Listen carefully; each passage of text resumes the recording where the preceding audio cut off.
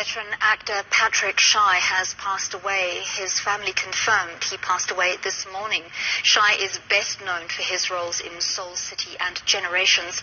He was also a gender-based violence activist. Let's get some reaction from an industry colleague, Tony Kgoroge. Tony, thank you very much for speaking to us on this sad occasion. Share with us, if you will, some of your memories of Patrick Shai, perhaps industry memories working together, or any personal recollections you have of him.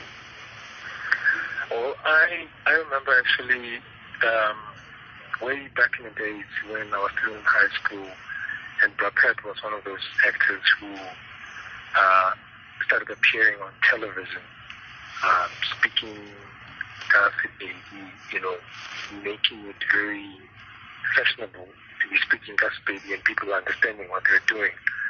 And also bridging the gap between the Gibson Cantor style, which is a big way of acting, to a very naturalistic way of acting.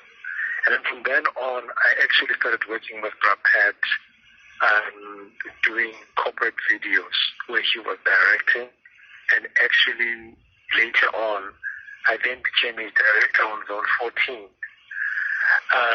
And there's a lot of things that we have done with Brad Pitt around the TV and film, and the film sector.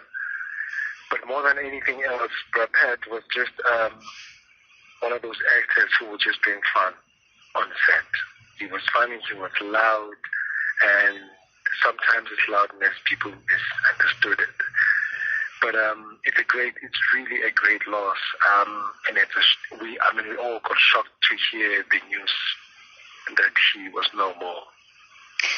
Tony, the entertainment industry is often famous for being quite fickle. There are always plenty of young actors waiting for their opportunity to be in the limelight. So often we tend to forget what an incredible loss it is to lose those members of the industry who've been there for a while, who know the ropes, who've started from nowhere and literally clawed their way up to success and experienced so many different facets of the entertainment industry. What will you miss most about Brad Pitt?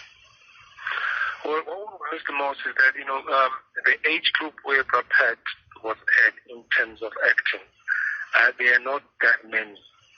And that will leave a gap for, then that means that people like us will then have to fit into those roles and trying to close that gap, which is not what we would like to see. And sometimes the industry becomes a little bit unfair in mostly looking more towards younger roles than bringing the roles of people who are, or rather to say, like the people who will play their age group.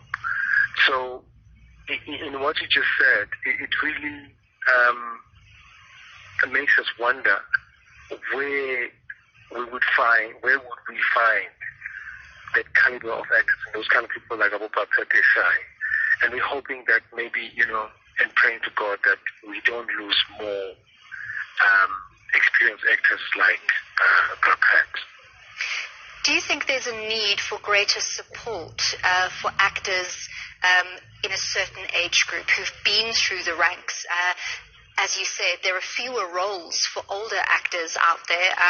Obviously, a lot of people also fall out of the industry due to financial reasons. But do you think there's a real need for support, not only financial support, but moral support, emotional and mental health support for those who stay the game and who often struggle in an entertainment industry which can be very cruel?